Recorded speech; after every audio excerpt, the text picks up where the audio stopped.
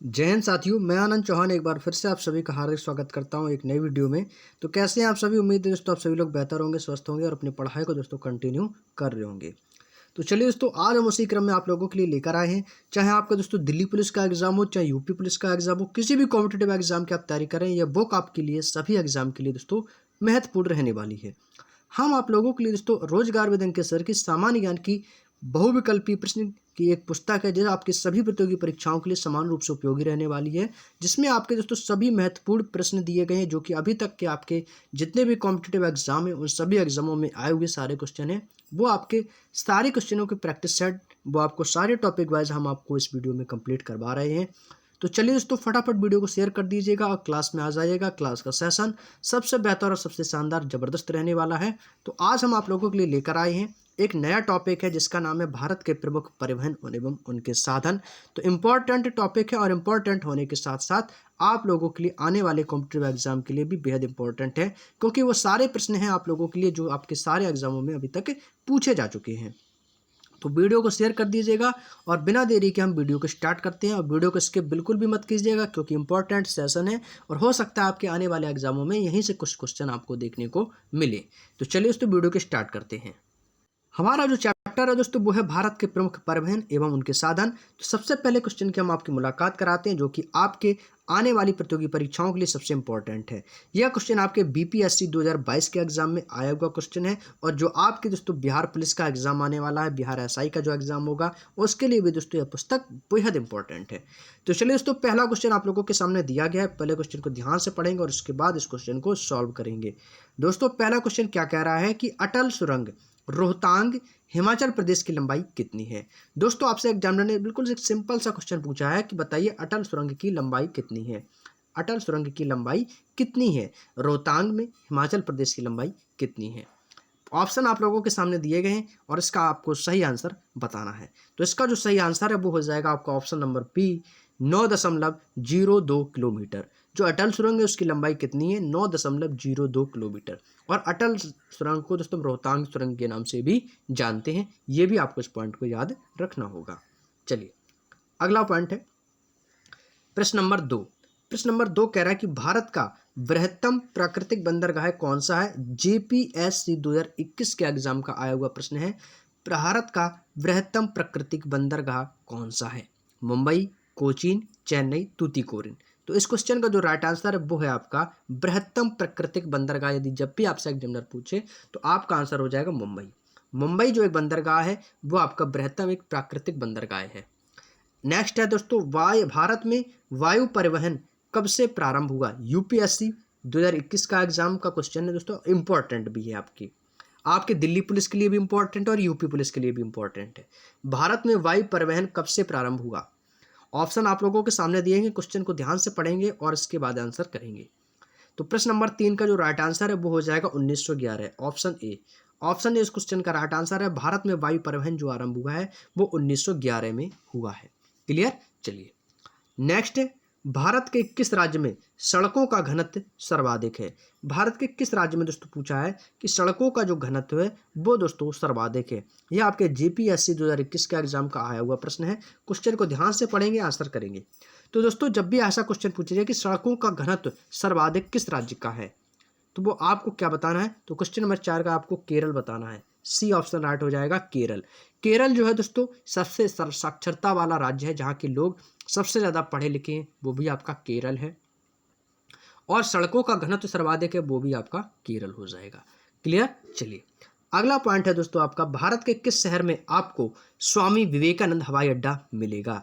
देखिए दोस्तों, थोड़ी सी भाषा चेंज कर दी है एग्जामिनर ने। बस क्वेश्चन सिंपल सा यही तो पूछा है कि स्वामी विवेकानंद हवाई अड्डा कहाँ पर स्थित है। ये भी तो पूछ सकता था, लेकिन आपको एग्जामिनर ने बस थोड़ी सी लैंग्वेज घुमा के कह दिया है कि भारत के किस शहर में आपको स्वामी विवेकानंद हवाई अड्डा मिलेगा। और यह देखिए एसएससी सीएचएल 2019 के एग्जाम में पूछा है, और हो सकता है आपके आने वाले 2023 की परीक्षा में भी यह क्वेश्चन आपको देखने को मिले। ऑप्शन है कन्याकुमारी, रायपुर, रांची या दुर्गापुर। तो आप सभी को पता होना चाहिए कि विवेकानंद हवाई अड्डा है यह भारत के रायपुर यानी कि छत्तीसगढ़ में स्थित है। छत्तीसगढ़ की राजधानी क्या है दोस्तों, रायपुर। तो रायपुर आपका छत्तीसगढ़ में स्थित है, तो वहां पर आपका स्वामी विवेकानंद हवाई अड्डा आपको मिलेगा। चलिए, नेक्स्ट क्वेश्चन है, भारत की पहली semi high speed train Vande Bharat चलती है? RO ARO 2020 के एग्जाम का प्रश्न है। आपको बस इतना बताना कि वंदे भारत जो हाई स्पीड ट्रेन है वो कहाँ से कहाँ तक के मध्य चलती है? वाराणसी से नई दिल्ली के मध्य, नई दिल्ली से मुंबई के मध्य। यहाँ से आपके देखेंगे दो क्वेश्चन, ये आपके बी और सी दोस्तों सेम क्वेश्चन है। नई दिल्ली से मुंबई के मध्य, ये आप लोग बनाइए केवल एक ऑप्शन, ऑप्शन नंबर बी। ये आपका केवल ऑप्शन बी रहेगा। आपको इस 3 ऑप्शन दिए गए हैं, वाराणसी से नई दिल्ली के मध्य, नई दिल्ली से लखनऊ के मध्य या नई दिल्ली से मुंबई के मध्य। बताइए। प्रश्न नंबर 6, तो इस क्वेश्चन का जो राइट आंसर है वो हो जाएगा वाराणसी से नई दिल्ली के मध्य, ऑप्शन ए। ऑप्शन ए दोस्तों यहाँ पे आपका करेक्ट आंसर हो जाएगा। बाकी की ऑप्शन कैसे हो जाएंगे? गलत। चलिए नेक्स्ट है दोस्तों प्रश्न नंबर 7, जवाहरलाल नेहरू बंदरगाह किस राज्य में स्थित है? SSC 2019 के एग्जाम का आया हुआ प्रश्न है। जवाहरलाल नेहरू बंदरगाह किस राज्य में स्थित है? केरल, महाराष्ट्र, आंध्र प्रदेश, पश्चिम बंगाल। तो यह आपका महाराष्ट्र में स्थित है जवाहरलाल नेहरू बंदरगाह। ऑप्शन बी इस क्वेश्चन का करेक्ट आंसर हो जाएगा। नेक्स्ट मोस्ट इंपॉर्टेंट लगाएंगे दीनदयाल बंदरगाह। ये आपके NDA की परीक्षा 2020 में आया हुआ है और आपको बताना है कि दीनदयाल बंदरगाह कहाँ अवस्थित है? केरल, गुजरात, महाराष्ट्र, गोवा। तो याद रखिएगा दीनदयाल बंदरगाह आपका गुजरात में स्थित है। ऑप्शन बी इस क्वेश्चन का दोस्तों करेक्ट आंसर हो जाएगा। क्लियर? चलिए नेक्स्ट प्रश्न नंबर 9। प्रश्न नंबर 9 कह रहा है कि निम्नलिखित में से भारत का सबसे बड़ा कंटेनर पोर्ट कौन सा है? कंटेनर पोर्ट जहाँ पर दोस्तों सबसे आपके बड़े बड़े कंटेनर होते हैं वो वहाँ पर दोस्तों रखे जाते हैं, तो वो आपका कंटेनर पोर्ट बोला जाता है। जो भी आपके ट्रकों के जो कंटेनर होते हैं, आपके सामान का जो आयात निर्यात होता रहता है तो वो वहीं से होता है। तो जो सबसे बड़ा कंटेनर पोर्ट है, जैसे आपका हवाई अड्डे का एयरपोर्ट बोला जाता है, तो वैसे ही दोस्तों आपके इनके भी कंटेनर पोर्ट होते हैं। तो ये आपके SSC 2019 के एग्जाम में पूछा है। तो आपको बताना कि भारत का जो सबसे बड़ा कंटेनर पोर्ट है वो आपका कौन सा है? Ennore port, Jawaharlal Nehru port, Chhatrapati Shivaji port या पारादीप पोर्ट। तो प्रश्न नंबर 9 का जो राइट आंसर है वो हो जाएगा option B, Jawaharlal Nehru port. Clear? चलिए अगला है दोस्तों प्रश्न नंबर 10। ध्यान से पढ़ेंगे। प्रश्न क्या कह रहा है कि निम्नलिखित बंदरगाहों पर विचार कीजिए। चेन्नई, मछलीपट्टनम, नागापट्टनम। इन बंदरगाहों को उत्तर से दक्षिण और, कहाँ से दोस्तों? उत्तर से NS दिशा में चलेंगे, N से साउथ यानी कि नॉर्थ से साउथ की ओर सही क्रम क्या है आपको बताना है। दोस्तों इस क्वेश्चन का जो राइट आंसर हो जाएगा वो हो जाएगा, सबसे पहले आपका आएगा दोस्तों मछलीपट्टनम। इसके बाद आएगा आपका चेन्नई के बाद आएगा नागापट्टनम और चौथे नंबर पर आ जाएगा तूतीकोरिन। तो ऐसा कौन सा ऑप्शन है आपका? सबसे पहले मछलीपट्टनम हो जाएगा, ठीक है। इसके बाद आपका चेन्नई हो जाएगा, इसके बाद नागापट्टनम और तूतीकोरिन। तो ऑप्शन 20 का करेक्ट आंसर हो जाएगा, यही इसका दोस्तों क्रम हो जाएगा। मछलीपट्टनम तो आप ऐसे लिख सकते हैं 2 1 3 4। क्लियर? चलिए अगला पॉइंट है, भारत के निम्नलिखित बंदरगाहों में से कौन सा एक खुला सागरीय बंदरगाह है? खुला हुआ सागरीय बंदरगाह पूछा है, UPPCS 2018 की परीक्षा का प्रश्न है, बताइएगा। तो इसका राइट आंसर हो जाएगा मुंबई। प्रश्न नंबर 11 का राइट आंसर हो जाएगा मुंबई। नेक्स्ट है दोस्तों पारादीप बंदरगाह किस नदी के डेल्टा पर स्थित है? NDA 2019 की परीक्षा का प्रश्न है, इंपॉर्टेंट क्वेश्चन है। पारादीप बंदरगाह किस नदी के डेल्टा पर स्थित है? तो इस क्वेश्चन का जो राइट आंसर हो जाएगा ऑप्शन सी, महानदी पर पारादीप बंदरगाह का नदी डेल्टा स्थित है। जवाहरलाल नेहरू बंदरगाह कहाँ पर स्थित है? चेन्नई, कोच्चि, मुंबई, कोलकाता। तो याद रखिएगा दोस्तों जवाहरलाल नेहरू बंदरगाह है, यह आपका दोस्तों मुंबई में स्थित है। कहाँ पर है? मुंबई में स्थित है। अभी मैं बता चुका हूँ, रिपीटेड क्वेश्चन है ये। अगला आता है दोस्तों नाहवा सेवा बंदरगाह परियोजना कहाँ स्थित है? नाहवा सेवा बंदरगाह परियोजना कहाँ पर स्थित है? तो इसका राइट आंसर हो जाएगा आपका मुंबई। ऑप्शन 20 का करेक्ट आंसर हो जाएगा। नेक्स्ट है कोलकाता किस प्रकार का बंदरगाह है? यह आपके SSC 2015 के एग्जाम का प्रश्न है। कोलकाता किस प्रकार का बंदरगाह है? नौसैनिक बंदरगाह है, कृत्रिम बंदरगाह है, प्राकृतिक है या दोस्तों नदीय बंदरगाह है? बताएंगे प्रश्न नंबर 15 का। तो कोलकाता दोस्तों है ये आपका नदी बंदरगाह है। ऑप्शन डी करेक्ट आंसर हो जाएगा। नेक्स्ट है किस बंदरगाह को भारत का प्रवेश द्वार कहा जाता है? इसको लगाएंगे मोस्ट इंपॉर्टेंट आपके एग्जाम के लिए, सबसे बेहद इंपॉर्टेंट क्वेश्चन है। किस बंदरगाह को भारत का प्रवेश द्वार कहा जाता है? और बिल्कुल इजी है, तो यह है आपका मुंबई को दोस्तों भारत का प्रवेश द्वार कहा जाता है। और गेटवे ऑफ इंडिया कहाँ पर स्थित है? मुंबई में। क्लियर? चलिए यहाँ तक की बातें समझ में आई आप लोगों को। अगले प्रश्न की ओर चलते हैं। अगला है दोस्तों प्रश्न नंबर 17। भारत में कितने मुख्य बंदरगाह हैं? इंपॉर्टेंट लगाइएगा आप लोग, इंपॉर्टेंट लगा लीजिएगा। भारत में कितने बंदरगाह हैं? तो आपको याद रखना है, भारत में दोस्तों कुल 13 बंदरगाह हैं। कितने दोस्तों? कुल 13 बंदरगाह हैं। अगला है नेताजी सुभाष चंद्र बोस। नेताजी सुभाष चंद्र बोस अंतर्राष्ट्रीय हवाई अड्डा कहाँ पर स्थित है? इंपॉर्टेंट लगाएंगे इस क्वेश्चन को। नेताजी सुभाष चंद्र बोस अंतर्राष्ट्रीय हवाई अड्डा, तो यह आपका दोस्तों कहाँ पर स्थित है? कोलकाता में स्थित है। ऑप्शन बी इस क्वेश्चन का दोस्तों करेक्ट आंसर हो जाएगा। नेक्स्ट है दोस्तों, भारत का सर्वाधिक ऊंचाई पर स्थित हवाई अड्डा कौन सा है? सर्वाधिक ऊंचाई पर, तो देखिए सर्वाधिक ऊंचाई से हमेशा आपको याद रखना है लेह लद्दाख, तो आपका कौन सा हो जाएगा? लेह हवाई अड्डा। बाकी के ऑप्शन से में कोई भी मतलब नहीं है, लेह हवाई अड्डा सर्वाधिक ऊंचाई पर स्थित हवाई अड्डा है। नेक्स्ट है, निम्नलिखित में से किस स्थान पर रेलवे जोन का मुख्यालय स्थित है? रेलवे जोन का मुख्यालय स्थित है कानपुर, हाजीपुर, न्यू जलपाईगुड़ी या दोस्तों लखनऊ। तो क्वेश्चन नंबर 20 का राइट आंसर हो जाएगा हाजीपुर। ऑप्शन 20 का करेक्ट आंसर हो जाएगा। नेक्स्ट, निजी क्षेत्र में देश का पहला अंतर्राष्ट्रीय हवाई अड्डा कहाँ निर्माणाधीन है? यानी कि दोस्तों निजी क्षेत्र में देश का सबसे पहला अंतर्राष्ट्रीय हवाई अड्डा कहाँ पर दोस्तों बनाया गया? कोच्चि में, हैदराबाद में, मोपा में या दोस्तों कानपुर में। तो इस क्वेश्चन का राइट आंसर हो जाएगा ऑप्शन ए कोच्चि में, याद रखिएगा। नेक्स्ट आता है तो एयर इंडिया, मोस्ट इंपॉर्टेंट लगाएंगे एयर इंडिया। तो एयर इंडिया का मुख्यालय कहाँ पर स्थित है? क्वेश्चन नंबर 22, तो ये बिल्कुल सही आंसर देंगे आप लोग। ऑप्शन बी करेक्ट आंसर रहेगा नई दिल्ली। एयर इंडिया का जो मुख्यालय है वो दोस्तों आपका नई दिल्ली में स्थित है। नेक्स्ट, भारत में सर्वाधिक गति से चलने वाली ट्रेन जिसका नाम है गतिमान एक्सप्रेस, जो कि 4 अप्रैल 2016 को कहाँ से कहाँ तक चली? आपको बताना है कहाँ से कहाँ तक चली है। नई दिल्ली से लखनऊ तक चली है, हजरत निजामुद्दीन से आगरा तक चली है, दिल्ली से चंडीगढ़ तक चली है या मुंबई से पुणे तक चली है।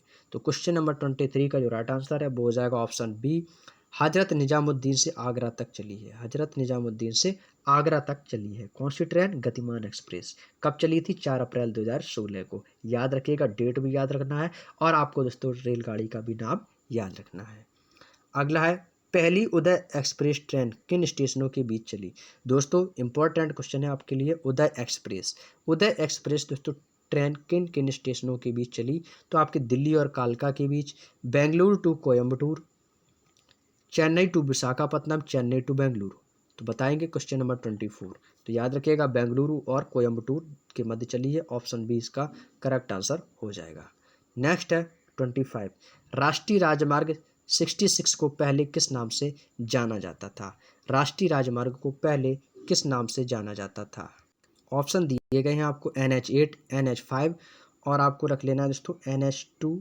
सी ऑप्शन हो जाएगा आपका NH2 और आपका डी ऑप्शन हो जाएगा NH17। NH17 बताइएगा इन चारों ऑप्शन में से कौन सा राइट आंसर हो जाएगा कि पहले राष्ट्रीय राजमार्ग 66 को पहले किस नाम से जाना जाता था? तो इस क्वेश्चन का जो राइट आंसर हो जाएगा वो हो जाएगा आपका ऑप्शन नंबर डी, NH17 के नाम से जाना जाता था। चलिए अगला प्रश्न है। अगला प्रश्न कह रहा है, राष्ट्रीय राजमार्ग 44 के निर्माण के लिए कितने राष्ट्रीय राजमार्गों को आपस में मिलाया गया? क्वेश्चन नंबर 26 SSC 2020 के एग्जाम का प्रश्न है दोस्तों, याद रखिएगा। SSC ने 2020 के एग्जाम में एक क्वेश्चन को पूछा है, राष्ट्रीय राजमार्ग 44 के निर्माण के लिए कितने राष्ट्रीय राजमार्गों को आपस में मिलाया गया? तो ये आपको याद रखना है 7 राष्ट्रीय राजमार्गों को आपस में मिलाया गया। अगला है मोस्ट इंपॉर्टेंट लगाएंगे, BPSC 2017 का है, स्वर्णिम चतुर्भुज क्या है? स्वर्णिम चतुर्भुज क्या है? यह आपके और भी SSC के कई एग्जामों में क्वेश्चन को पूछा जा चुका है कि स्वर्णिम चतुर्भुज क्या है। यह महानगरों को जोड़ने वाला रेल मार्ग है, प्रमुख वायु मार्ग है, या राष्ट्रीय राजमार्ग की परियोजना है, या स्वर्ण व्यापार करने का मार्ग है? तो क्वेश्चन नंबर 27 का जो राइट आंसर है वो हो जाएगा राष्ट्रीय राजमार्ग परियोजना। राष्ट्रीय राजमार्ग परियोजना है वही आपकी स्वर्णिम चतुर्भुज योजना या परियोजना है।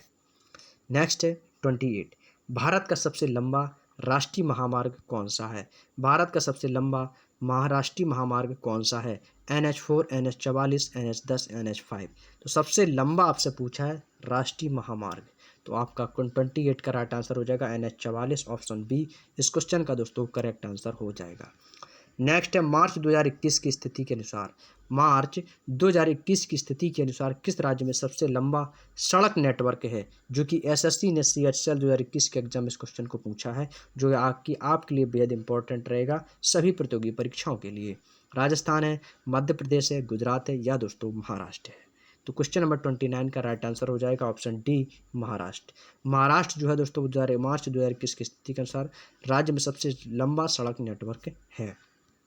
क्वेश्चन नंबर 30, दक्षिण पश्चिम रेलवे का मुख्यालय कहाँ स्थित है? इंपॉर्टेंट लगा लेंगे इस क्वेश्चन को आपके एग्जाम के लिए। एसएससी ने 2020 के एग्जाम इस क्वेश्चन को पूछा है।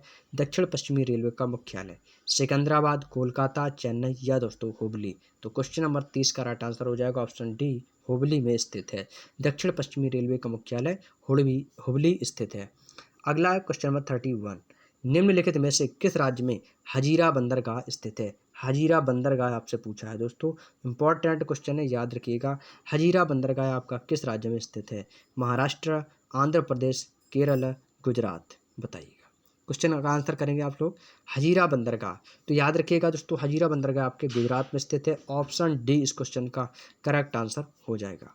क्वेश्चन नंबर 32, भारत निम्न में से किस देश में चाबहार बंदरगाह बना रहा है? यह आपके लिए करंट का क्वेश्चन है, स्टैटिक जीके का क्वेश्चन है, इंपॉर्टेंट क्वेश्चन है और किसी ना किसी शिफ्ट में ये क्वेश्चन 100% आपको देखने को मिलेगा।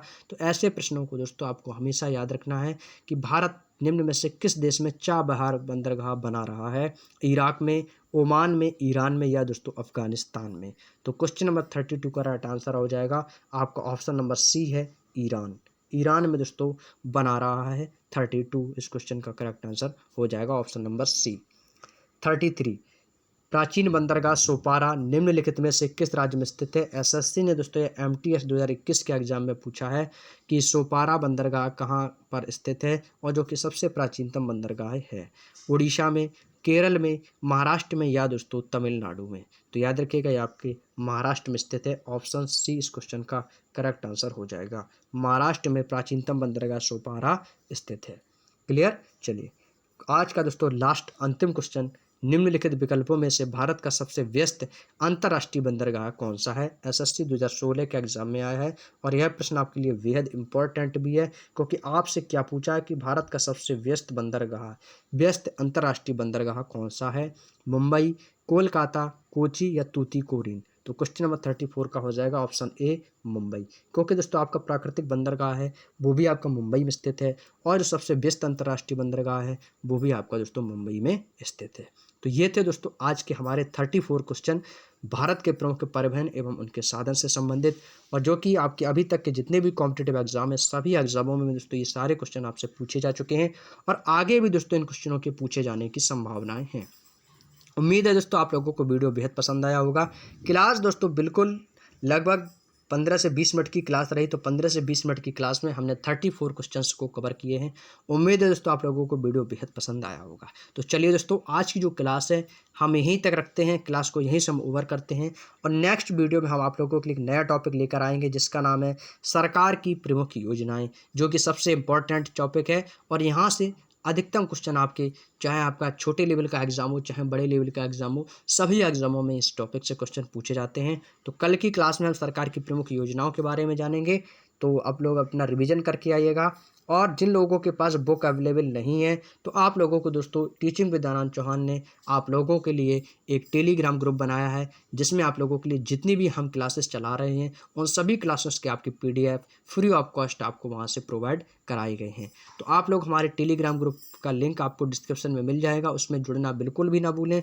टेलीग्राम ग्रुप को जाके ज्वाइन कर लीजिएगा और जाके आप फाइल से किसी भी टॉपिक की वीडियोस आप लोग वहां से डाउनलोड कर सकते हैं। वीडियोस के सारे PDF आपको मिल जाएंगे। यदि बाई चांस कोई भी PDF आपको नहीं मिल रहा है तो आप हमें दोस्तों मैसेज भी ग्रुप में कर सकते हो, आपको तुरंत जैसे ही वो PDF यदि अवेलेबल होता है तो आपको दोस्तों प्रोवाइड करा दिया जाएगा। और आप लोगों के लिए दोस्तों एक व्हाट्सअप चैनल भी बनाया गया है जिसका लिंक भी आपको डिस्क्रिप्शन में मिल जाएगा, जिस पे आपको सभी वीडियोस के नोटिफिकेशन, सभी वीडियोस से रिलेटेड PDF आपको व्हाट्सअप चैनल पर भी प्रोवाइड करवाए जा रहे हैं। तो व्हाट्सअप चैनल से जुड़ने के लिए आपको लिंक डिस्क्रिप्शन में दिया गया है, तो यदि आपने उसको ज्वाइन नहीं किया तो एक बार आप लोग जरूर ज्वाइन कर लीजिएगा। तो चलिए दोस्तों क्लास कैसी लगी कमेंट बॉक्स में जरूर बताइएगा। मिलते हैं नेक्स्ट वीडियो में, तब तक के लिए धन्यवाद। जय हिंद, जय भारत और आप अपनी पढ़ाई को कंटिन्यू करते रहें। Thank you so much.